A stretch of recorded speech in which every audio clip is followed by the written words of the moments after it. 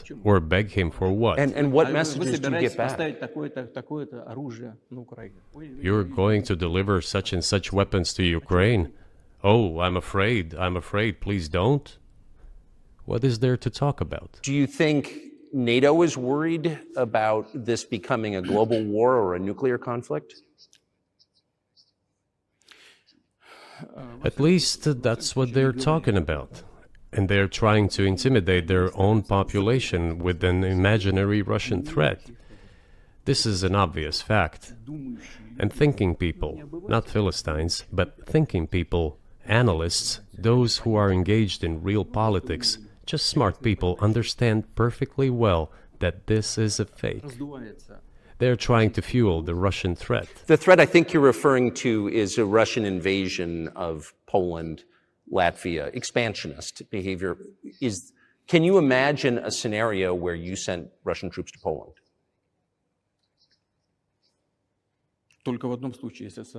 Only in one case, if Poland attacks Russia.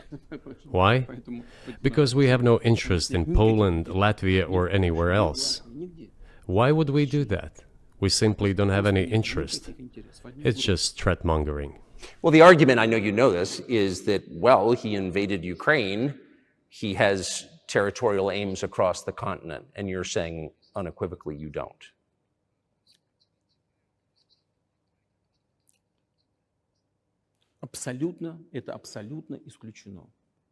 It is absolutely out of the question. You just don't have to be any kind of analyst. It goes against common sense to get involved in some kind of a global war. And a global war will bring all humanity to the brink of destruction. It's obvious. There are certainly means of deterrence. They have been scaring everyone with us all along. Tomorrow Russia will use tactical nuclear weapons. Tomorrow Russia will use that. No, the day after tomorrow. So what? In order to extort additional money from US taxpayers and European taxpayers in the confrontation with Russia, in the Ukrainian theater of war. The goal is to weaken Russia as much as possible. One of our senior United States senators from the state of New York, Chuck Schumer, said yesterday, I believe, that we have to continue to fund the Ukrainian effort or U.S. soldiers, citizens could wind up fighting there. How do you assess that?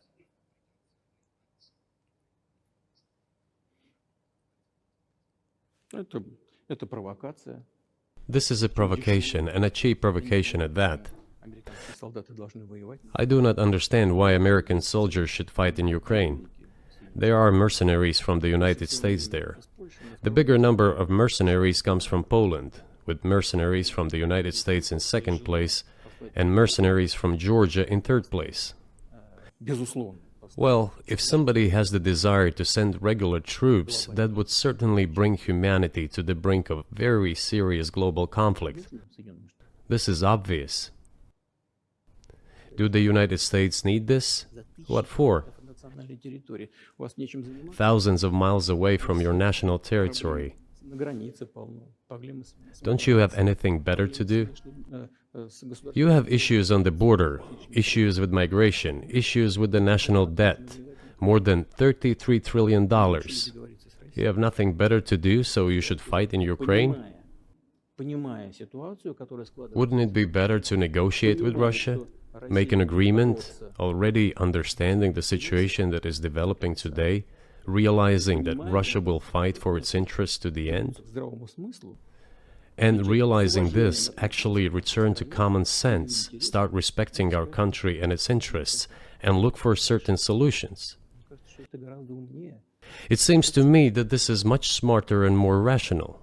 Who blew up Nord Stream? You for sure. I was busy that day.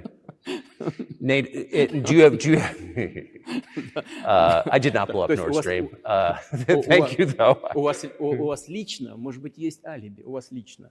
You personally may have an alibi, but the CIA has no such alibi.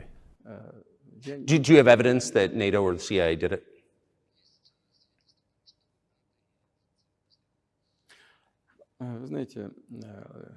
You know, I won't get into details, but people always say in such cases, look for someone who is interested. But in this case, we should not only look for someone who is interested, but also for someone who has capabilities. Because there may be many people interested, but not all of them are capable of sinking to the bottom of the Baltic Sea and carrying out this explosion. These two components should be connected. Who is interested and who is capable of doing it? But I'm confused. I mean, that's the biggest act of industrial terrorism ever, and it's the largest emission of CO2 in history. Okay, so if you had evidence, and presumably given your security services, your intel services, you would, that NATO, the US, CIA, the West, did this, why wouldn't you present it and win a propaganda victory?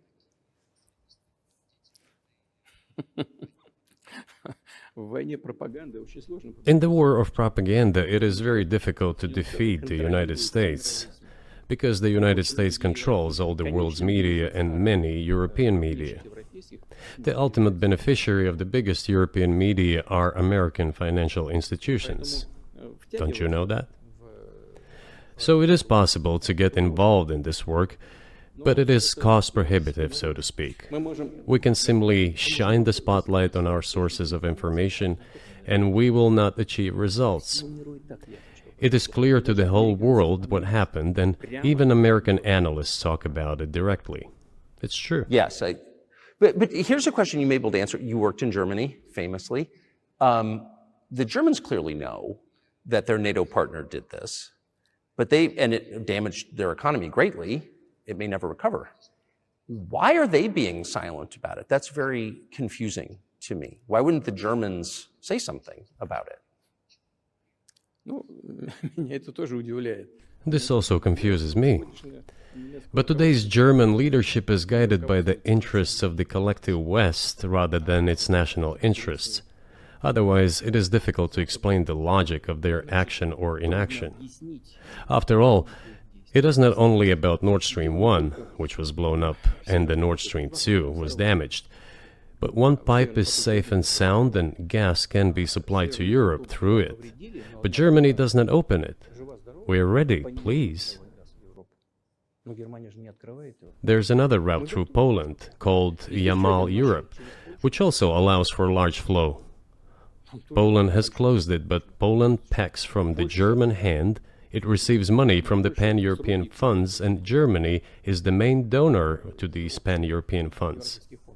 Germany feeds Poland to a certain extent, and they close their route to Germany. Why? I don't understand. Ukraine, to which the Germans supply weapons and give money. Germany is the second sponsor of the United States in terms of financial aid to Ukraine. There are two gas routes through Ukraine. They simply closed one route, the Ukrainians. Open the second route and please get gas from Russia. They do not open it. Why don't the Germans say, look guys, we give you money and weapons, open up the valve, please, let the gas from Russia pass through for us. We're buying liquefied gas at exorbitant prices in Europe, which brings the level of our competitiveness and economy in general down to zero. Do you want us to give you money? Let us have the decent existence. Make money for our economy, because this is where the money we give you comes from. They refuse to do so. Why? Ask them. That is what is like in their heads. Those are highly incompetent people. Well, maybe the world is breaking into two hemispheres, one with cheap energy, the other without. And I want to ask you that. If we're now a multipolar world, obviously we are, can you describe the blocks of alliances? Who is in each side, do you think? Listen, you have said that the world is breaking into two hemispheres. A human brain is divided into two hemispheres. One is responsible for one type of activities, the other one is more about creativity and so on. But it is still one and the same head. The world should be a single whole. Security should be shared rather than meant for the golden billion. That is the only scenario where the world could be stable, sustainable, and predictable.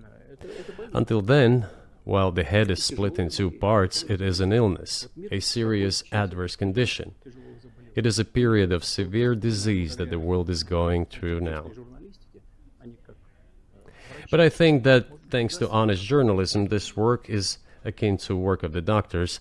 This could somehow be remedied. Well, let's just give one example, the US dollar, which has kind of united the world in a lot of ways, maybe not to your advantage, but certainly to ours. Is that going away as the reserve currency, the universally accepted currency? How have sanctions, do you think, changed the dollar's place in the world?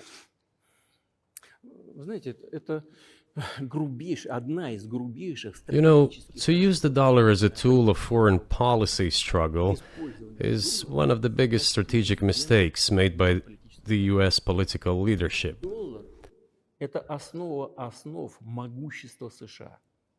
The dollar is the cornerstone of the United States power. I think everyone understands very well that no matter how many dollars are printed, they are quickly dispersed all over the world.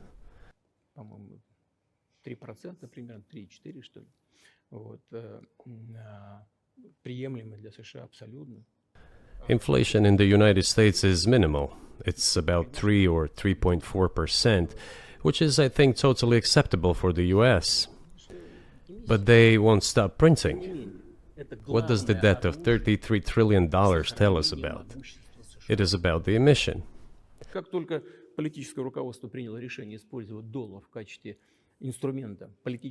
Nevertheless, it is the main weapon used by the United States to preserve its power across the world. As soon as the political leadership decided to use the US dollar as a tool of political struggle, a blow was dealt to this American power. I would not like to use any strong language, but it is a stupid thing to do and a grave mistake.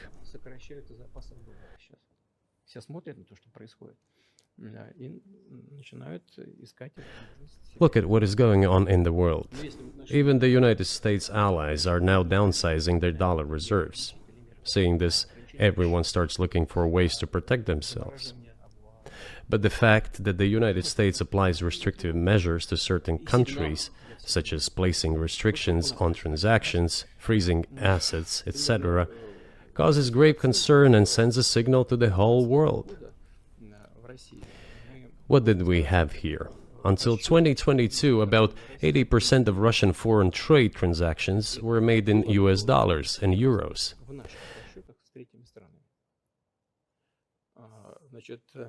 US dollars accounted for approximately 50% of our transactions with third countries, while currently it is down to 13%. It wasn't us who banned the use of the US dollar.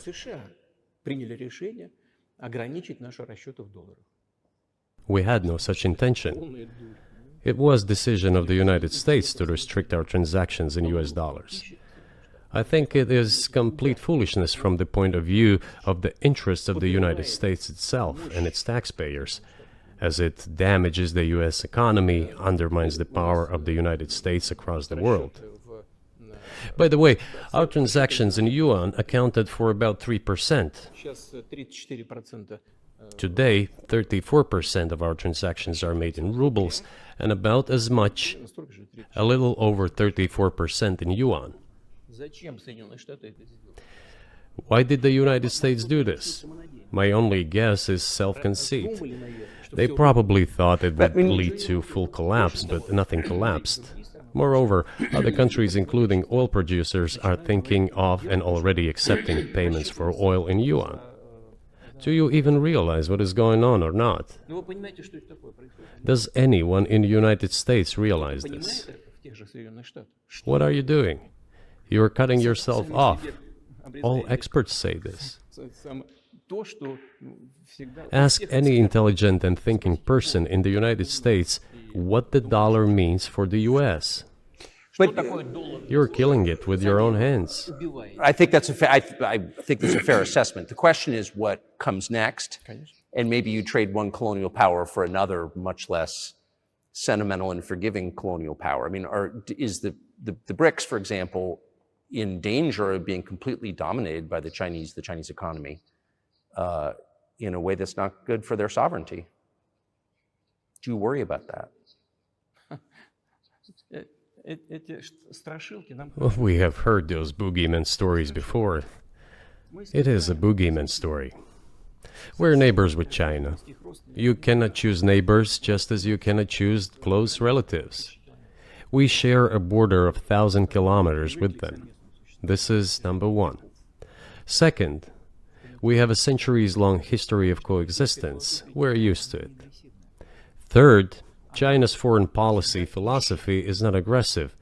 Its idea is to always look for compromise, and we can see that. The next point is as follows. We are always told the same boogeyman story, and here it goes again, through an euphemistic form, but it is still the same boogeyman story. The cooperation with China keeps increasing. The pace at which China's cooperation with Europe is growing is higher and greater than that of the growth of Chinese-Russian cooperation. Ask Europeans, aren't they afraid? They might be, I don't know. But they are still trying to access China's market at all costs, especially now that they are facing economic problems. Chinese businesses are also exploring the European market. Do Chinese businesses have small presence in the United States? Yes, the political decisions are such that they are trying to limit their cooperation with China. It is to your own detriment, Mr. Tъкър, that you are limiting cooperation with China. You are hurting yourself. It is a delicate matter, and there are no silver bullet solutions, just as it is with the dollar.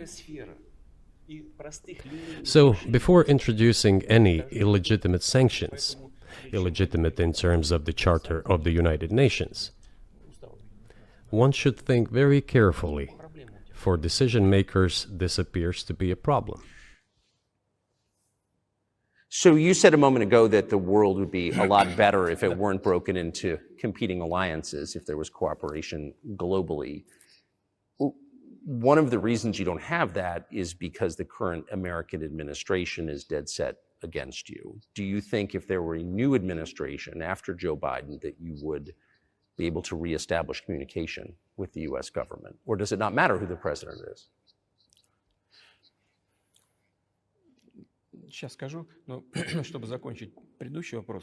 I will tell you, but let me finish the previous thought. We, together with my colleague and friend, President Xi Jinping, set a goal to reach $200 billion of mutual trade with China this year. We have exceeded this level. According to our figures, our bilateral trade with China totals already $230 billion, and the Chinese statistics says it is $240 billion. One more important thing, our trade is well balanced, mutually complementary in high-tech, energy, scientific research and development. It is very balanced. As for BRICS, where Russia took over the presidency this year, the BRICS countries are, by and large, developing very rapidly. Look, if memory serves me right, back in 1992, the share of the G7 countries in the world economy amounted to 47%, whereas in 2022 it was down to, I think, a little over 30%.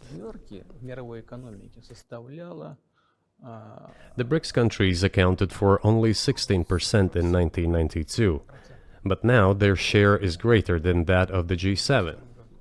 It has nothing to do with the events in Ukraine. This is due to the trends of global development and world economy, as I mentioned just now. And this is inevitable. This will keep happening. It is like the rise of the sun. You cannot prevent the sun from rising. You have to adapt to it.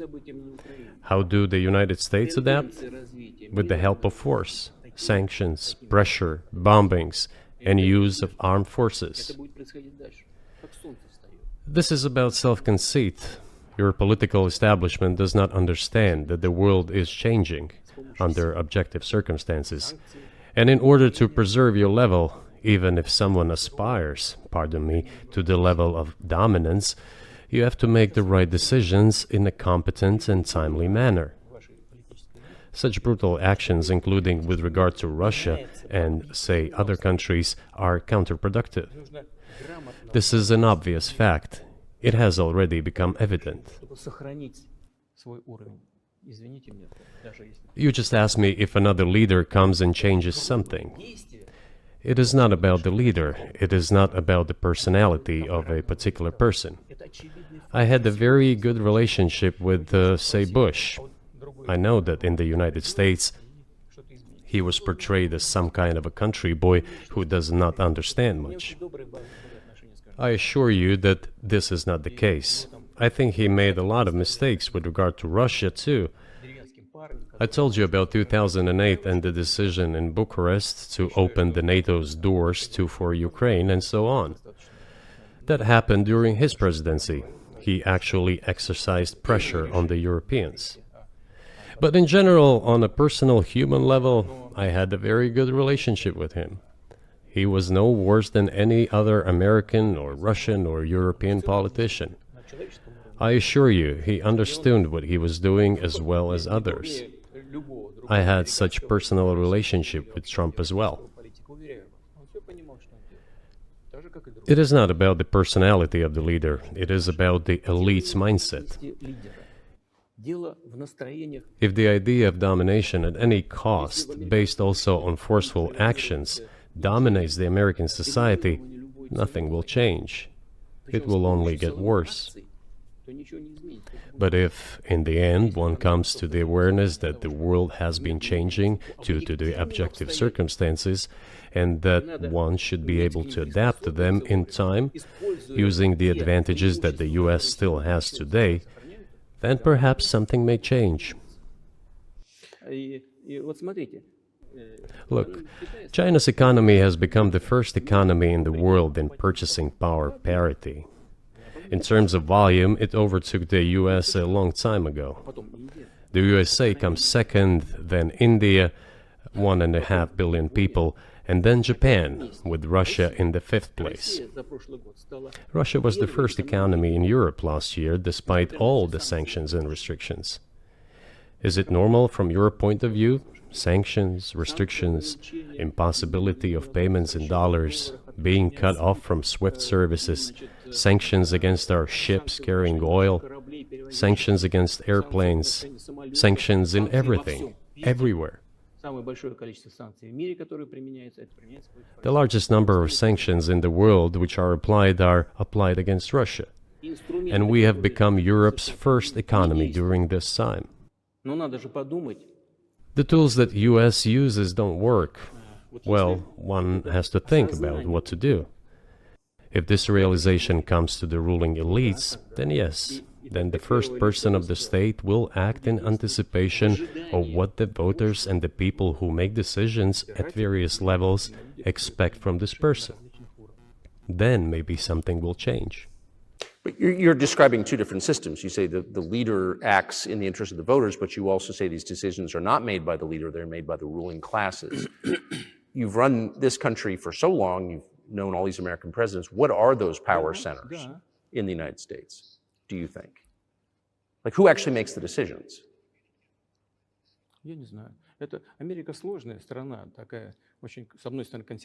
I don't know.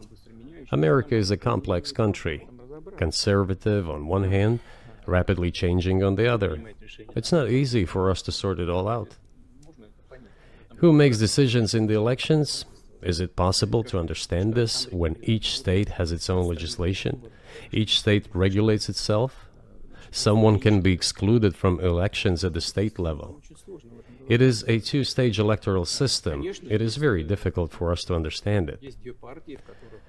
Certainly there are two parties that are dominant, the Republicans and the Democrats, and within this party system the centers that make decisions, that prepare decisions. Then, look, why, in my opinion, after the collapse of the Soviet Union, such an erroneous, crude, completely unjustified policy of pressure was pursued against Russia? After all, this is a policy of pressure. NATO expansion, support for the separatists in Caucasus, creation of a missile defense system. These are all elements of pressure. Pressure, pressure, pressure. then dragging Ukraine into NATO is all about pressure, pressure, pressure. Why? I think, among other things, because excessive production capacities were created. During the confrontation with the Soviet Union, there were many centers created and specialists on the Soviet Union who could not do anything else. They convinced the political leadership that it is necessary to continue chiseling Russia, to try to break it up, to create on this territory several quasi-state entities, and to subdue them in a divided form, to use their combined potential for the future struggle with China. This is a mistake, including the excessive potential of those who worked for the confrontation with the Soviet Union. It is necessary to get rid of this. There should be new, fresh forces, people who look into the future and understand what is happening in the world. Look at how Indonesia is developing. 600 million people. Where can we get away from that? Nowhere. We just have to assume that Indonesia will enter. It is already in the club of the world's leading economies, no matter who likes it or dislikes it. Yes, we understand and are aware that in the United States, despite all the economic problems, the situation is still normal, with the economy growing decently. The GDP is growing by 2.5%, if I'm not mistaken. But if we want to ensure the future, then we need to change our approach to what is changing. As I already said, the world would nevertheless change, regardless of how the developments in Ukraine end. The world is changing. In the United States themselves, experts are writing that the United States are nonetheless gradually changing their position in the world. It is your experts who write that. I just read them. The only question is how this would happen, painfully and quickly, or gently and gradually. And this is written by people who are not anti-American. They simply follow global development trends. That's it.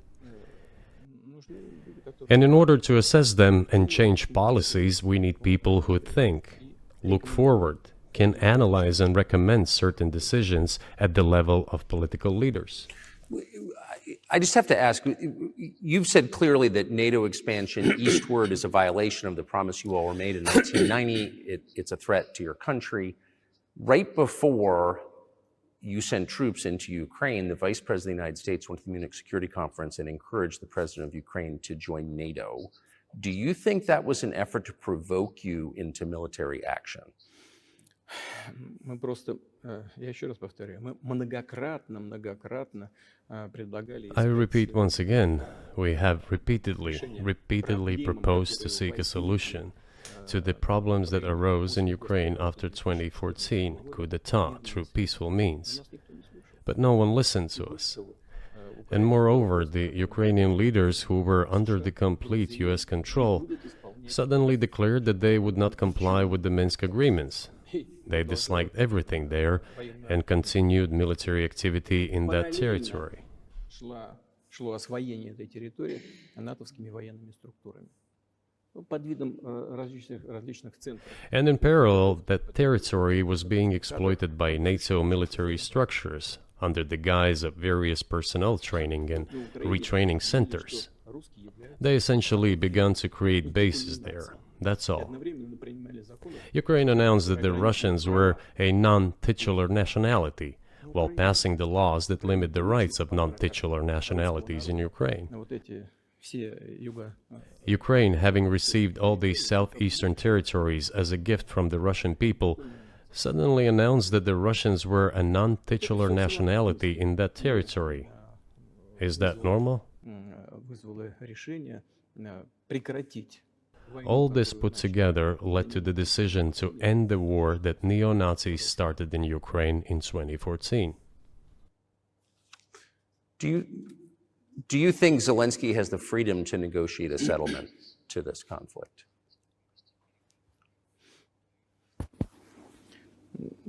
I don't know the details. Of course, it's difficult for me to judge. But I believe he has, in any case, he used to have. His father fought against the fascists, Nazis, during World War II. I once talked to him about this. I said, Volodya, what are you doing?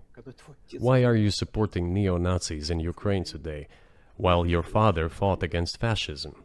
He was a front-line soldier. I will not tell you what he answered. This is a separate topic, and I think it's incorrect for me to do so. But as to the freedom of choice, why not? He came to power on the expectations of Ukrainian people that he would lead Ukraine to peace. He talked about this. It was thanks to this that he won the elections overwhelmingly. But then, when he came to power, in my opinion, he realized two things. Firstly, it is better not to clash with neo-Nazis and nationalists, because they are aggressive and very active. You can expect anything from them. And secondly, the US-led West supports them and will always support those who antagonize with Russia. It is beneficial and safe. So he took the relevant position despite promising his people to end the war in Ukraine. He deceived his voters. But do you think at this point, as of February 2024, he has the latitude, the freedom to speak with you or your government directly about putting an end to this, which clearly isn't helping his country or the world? Can he do that, do you think?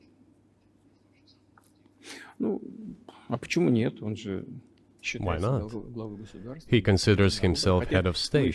He won the elections. Although we believe in Russia that the coup d'etat is the primary source of power for everything that happened after 2014. And in this sense, even today, government is flawed. But he considers himself the president, and he is recognized by the United States, all of Europe, and practically the rest of the world in such a capacity. Why not? He can.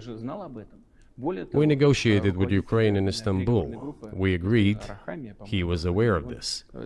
Moreover, the negotiation group leader, Mr. Arahamiya is his last name, I believe still heads the faction of the ruling party, the party of the president in the Rada. He still heads the presidential faction in the Rada, the country's parliament. He still sits there. He even put his preliminary signature on the document I am telling you about. But then he publicly stated to the whole world, we were ready to sign this document, but Mr. Johnson, then the Prime Minister of Great Britain, came and dissuaded us from doing this, saying it was better to fight Russia. They would give everything needed for us to return what was lost during the clashes with Russia. And we agreed with this proposal. Look, his statement has been published. He said it publicly. Can they return to this or not? The question is, do they want it or not? Further on, President of Ukraine issued a decree prohibiting negotiations with us. Let him cancel that decree, and that's it. We have never refused negotiations, indeed. We hear all the time, is Russia ready? Yes, we have not refused. It was them who publicly refused. Well, let him cancel his decree and enter into negotiations. We have never refused. And the fact that they obeyed the demand or persuasion of Mr. Johnson, the former Prime Minister of Great Britain, seems ridiculous and very sad to me. Because, as Mr. Arahamiya put it, we could have stopped those hostilities with war a year and a half ago already. But the British persuaded us and we refused this. Where is Mr. Johnson now? And the war continues. That's a good question. Where do you think he is, and why did he do that?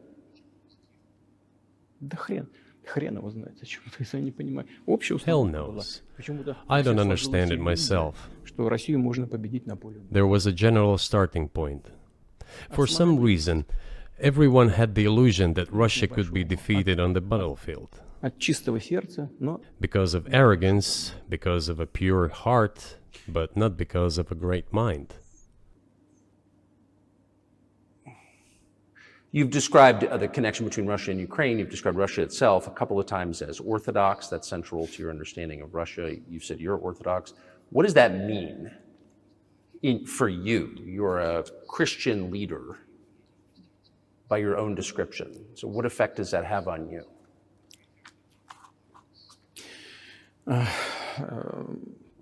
You know, As I already mentioned, in 988, Prince Vladimir himself was baptized following the example of his grandmother, Princess Olga. And then he baptized his squad, and then, gradually, over the course of several years, he baptized all the Rus. It was a lengthy process, from pagans to Christians. It took many years. But in the end, this orthodoxy, Eastern Christianity, deeply rooted itself in the consciousness of the Russian people. When Russia expanded and absorbed other nations who profess Islam, Buddhism, and Judaism, Russia has always been very loyal to those people who profess other religions. This is her strength. This is absolutely clear.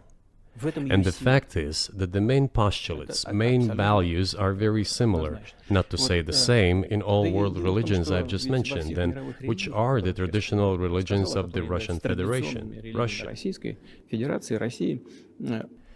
By the way, Russian authorities were always very careful about the culture and religion of those people who came into the Russian Empire. This, in my opinion, forms the basis of both security and stability of the Russian statehood. All the peoples inhabiting Russia basically consider it their motherhood. If, say, people move over to you or to Europe from Latin America, an even clearer and more understandable example, people come, but yet they have come to you or to European countries from their historical homeland.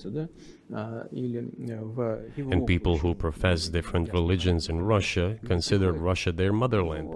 They have no other motherland. We are together. This is one big family. And our traditional values are very similar. I've just mentioned one big family, but everyone has his, her own family. And this is the basis of our society. And if we say that the motherland and the family are specifically connected with each other, it is indeed the case, since it is impossible to ensure a normal future for our children and our families unless we ensure a normal, sustainable future for the entire country, for the motherland. That is why patriotic sentiment is so strong in Russia. But can I say that the one way in which the religions are different is that Christianity is specifically a nonviolent religion. Jesus says, turn the other cheek, don't kill. How can a leader who has to kill, of any country, how can a leader be a Christian? How do you reconcile that to yourself?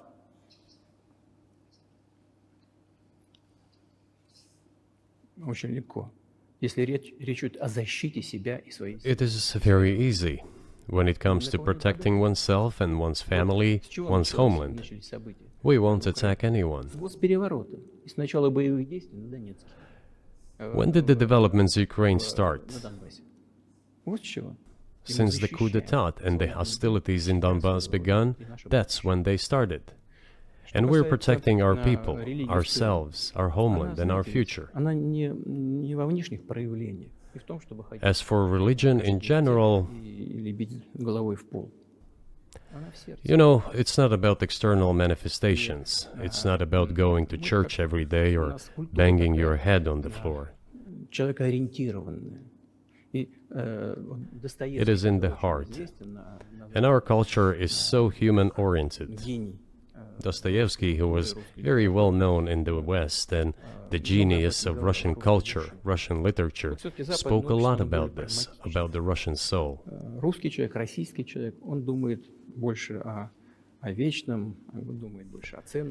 After all, Western society is more pragmatic. Russian people think more about the eternal, about moral values. I don't know, maybe you won't agree with me, but Western culture is more pragmatic after all.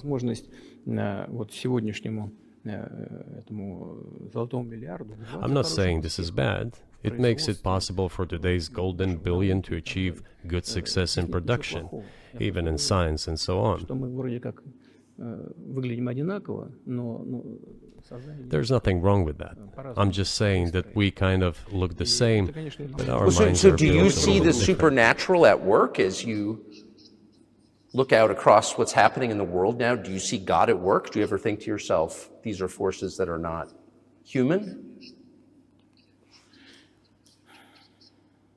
Да нет, я, честно говоря, так не думаю. Я думаю о том, что No, to be honest, I don't think сообщество so. развивается вот по своим внутренним My opinion is that the development of the world community is in accordance with the inherent laws, and those laws are what they are. Так было всегда в истории человечества.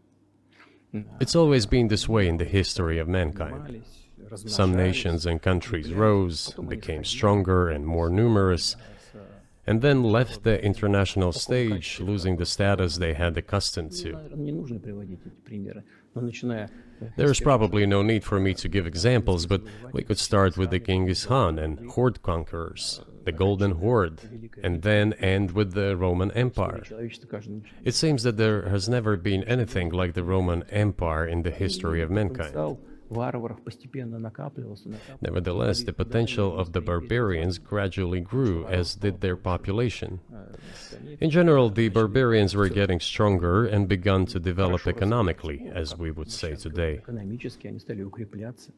This eventually led to the collapse of the Roman Empire and the regime imposed by the Romans. 500 лет. Этот процесс However, it took 5 centuries for the Roman Empire to fall apart. в сегодняшней ситуации The разница difference with what is happening now процессы изменений is that all the processes of change are happening at a much faster pace than in Roman times. So when does the AI empire start, do you think? у меня все в более You're сложные asking вопросы. increasingly more complicated questions. To answer them, you need to be an expert in big Для того, numbers, чтобы big ответить, data, надо быть, and конечно, AI. специалистом в Mankind is сфере currently чисел, facing many threats. в сфере вот Due to the genetic researches, it is now possible to человечество create много a superhuman, a specialized исследований в human области being, генетики. a genetically engineered athlete, scientist, military man. There are reports that Elon Musk has already had a chip implanted in the human Сейчас brain in говорят, the что USA. США, Илон Маск внедрил уже чип в мозг какого-то человека. What do you think of that? Ну, Маска, я думаю, что Маска остановить Well, невозможно. I think there's no stopping Elon Musk. He will do as he sees fit. Надо искать Nevertheless, способы. you need to find some common ground with him, search for ways to persuade С him. ним как-то договариваться. I think he's a smart person, I truly believe he is. Нужно So you need to reach an agreement with him because this process needs to be formalized and subjected to certain по поводу rules. того, что будет происходить с ним в связи с развитием вот этих новейших исследований и технологий в генетике. либо Humanity has to consider what is going to happen due to the newest development in genetics Поэтому or in AI.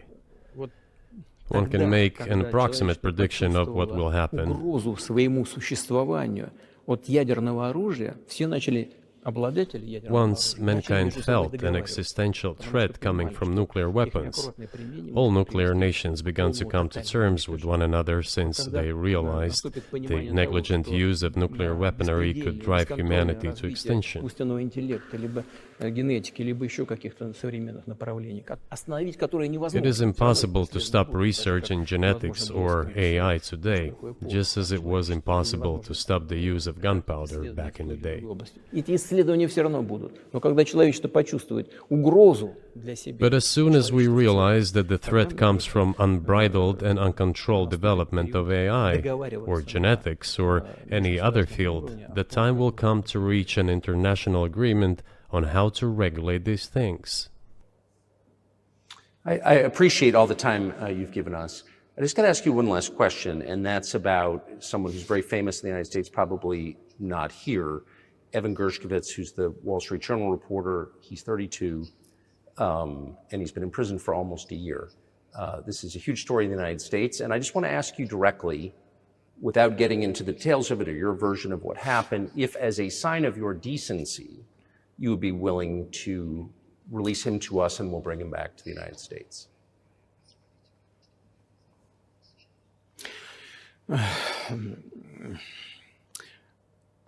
мы столько сделали жестов доброй воли что, мне кажется, мы исчерпали все лимиты. We have done so many gestures of goodwill out of decency that I think we have run out of them. Ни разу не ответил. Но We have never seen anyone reciprocate to us in a similar manner.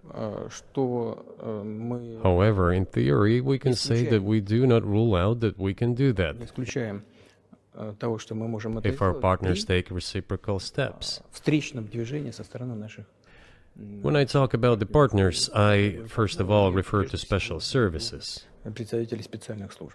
Special services are in contact with one another. They are talking about the matter in question. На то, чтобы не решить это. There is no taboo to settle this Мы issue. готовы ее решать. We are willing to solve Там it. есть определенные условия, которые But there are certain terms being discussed via special services по channels. партнерским каналам между спецслужбами. I believe an agreement can be reached. So typically, I mean, this stuff has happened for obviously centuries. One country catches another spy within its borders, it trades it for one of its own intel guys in another country. I think what makes, and it's not my business, but what makes this different is the guy's obviously not a spy, he's a kid. And maybe he was breaking your law in some way, but he's not a super spy, and everybody knows that. And he's being held hostage in exchange, which is true. With respect, it's true, and everyone knows it's true. So maybe he's in a different category. Maybe it's not fair to ask for, somebody else in exchange for letting him out. Maybe it degrades Russia to do that.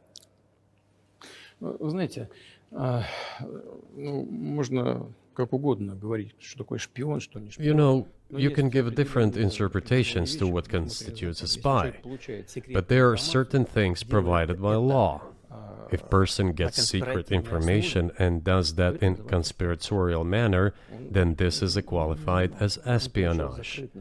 And that is exactly what he was doing. He was receiving classified, confidential information, and he did it covertly. Maybe he did that out of carelessness or his own initiative. Considering the sheer fact, this is qualified as espionage. The fact has been proven, as he was caught red-handed when he was receiving this information. If it had been some far-fetched excuse, some fabrication, something not proven, it would have been a different story then. But he was caught red-handed when he was secretly getting confidential information. What is it then? But are you suggesting that he was working for the US government or NATO, or he was just a reporter who was given material he wasn't supposed to have? Those seem like very different things. Я не знаю, на кого он работал. Но повторяю еще раз. I don't know who he was working for, but I would like to reiterate that getting classified information in secret is called espionage, and he was working for the US Special Services, some other agencies. I don't think he was working for Monaco, as Monaco is hardly interested in getting that information. It is up to special services to come to an agreement. Some groundwork has been laid. There are people who, in our view, are not connected with special services. Let me tell you a story about a person serving a sentence in an allied country of the US. That person, due to patriotic sentiments, eliminated a bandit in one of the European capitals. During the events in the Caucasus, do you know what he was doing? I don't want to say that, but I will do it anyway. He was laying our soldiers, taken prisoner, on the road and then drove his car over their heads. What kind of person is that? Can he even be called human? But there was a patriot who eliminated him in one of the European capitals.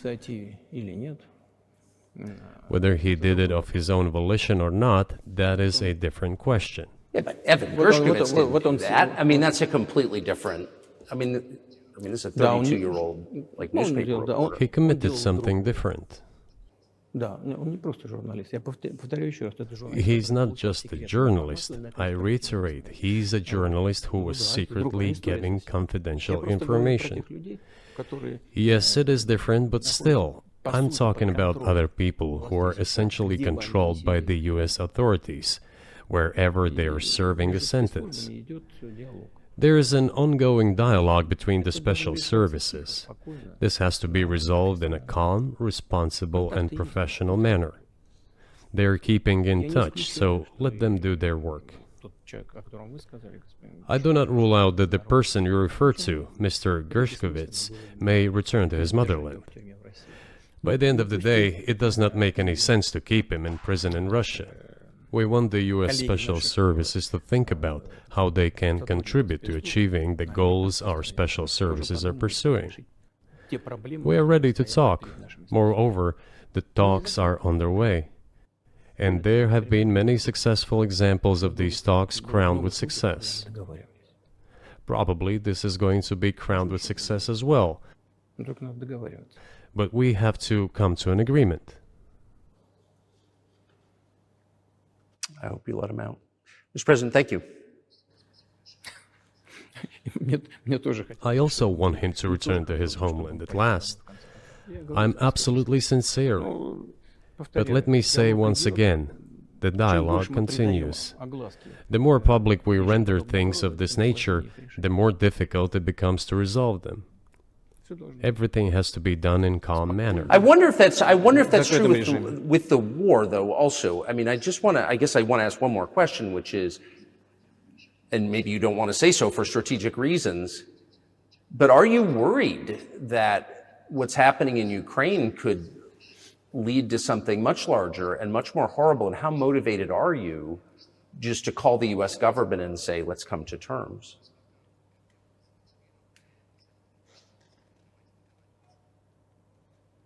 Так, послушайте, я же сказал. I already said that we did not refuse to talk. We are willing to negotiate. It is the Western side, and Ukraine is obviously a satellite state of the U.S. It is evident. I do not want you to take it as if I'm looking for a strong word or an insult, but we both understand what is happening. The financial support, $72 billion was provided. Germany ranks second, then other European countries come. Dozens of billions of US dollars are going to Ukraine. There's a huge influx of weapons. In this case, you should tell the current Ukrainian leadership to stop and come to a negotiating table, rescind this absurd decree. We did not refuse.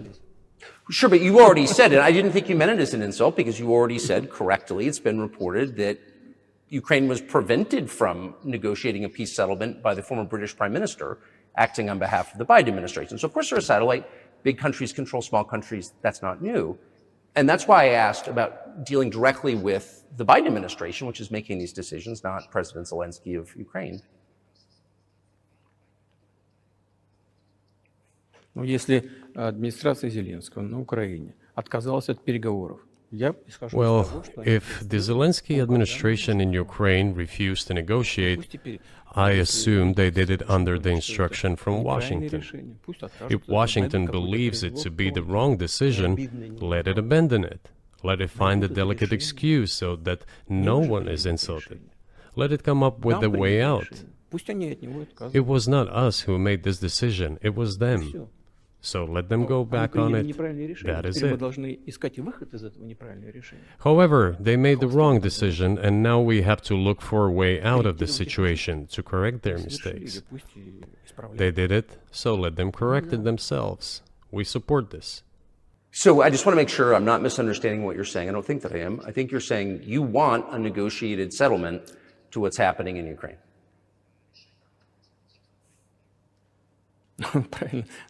Right. And we made it.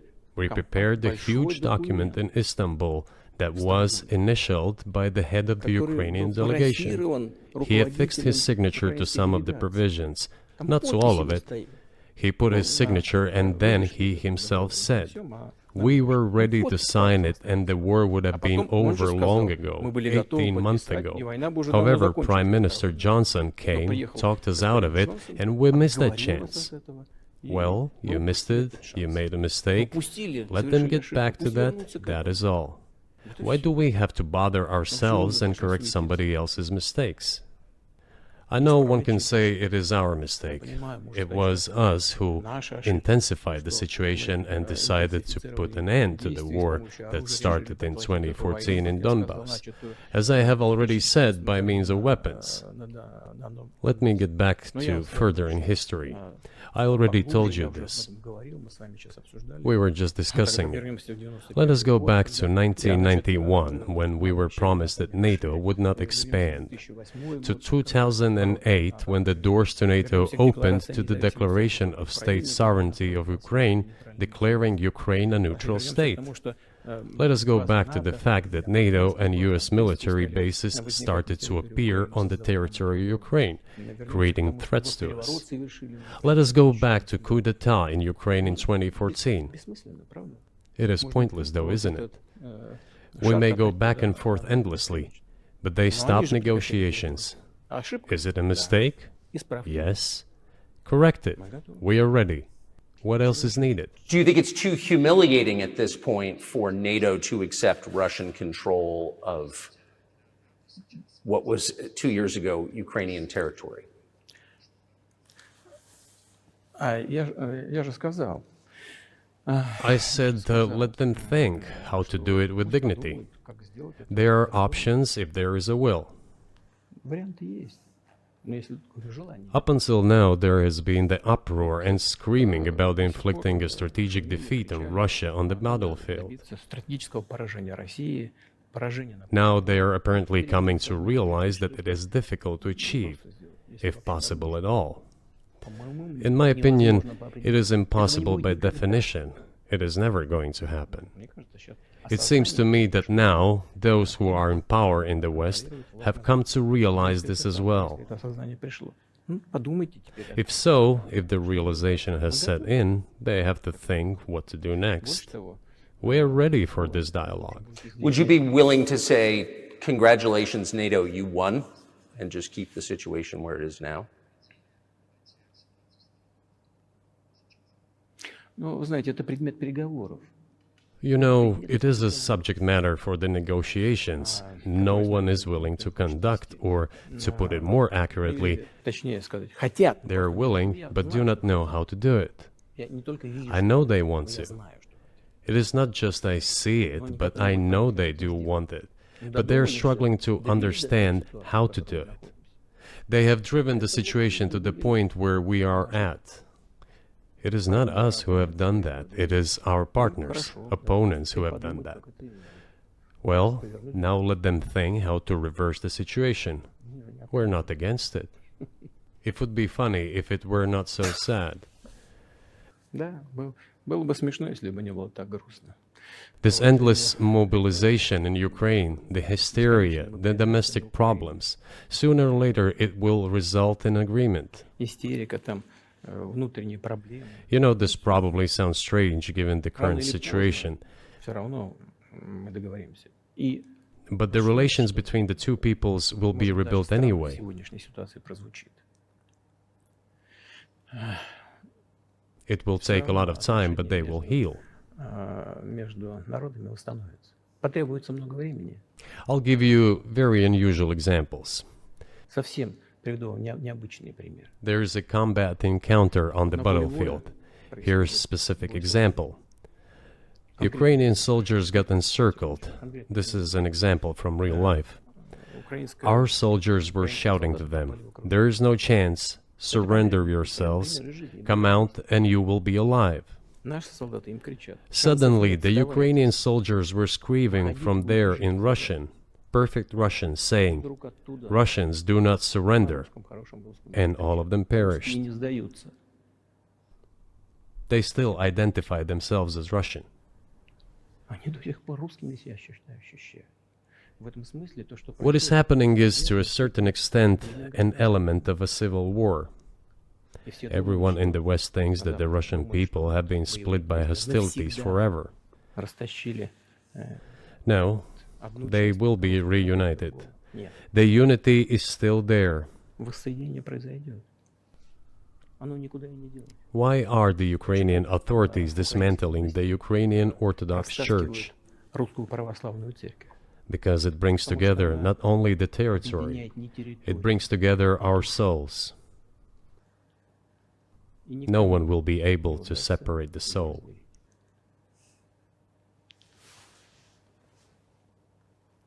Shall we end here, or is there anything else? No, I think that's great. Спасибо. Thank you, Mr. President. Free speech is bigger than any one person or any one organization. Societies are defined by what they will not permit. What we're watching is the total inversion of virtue.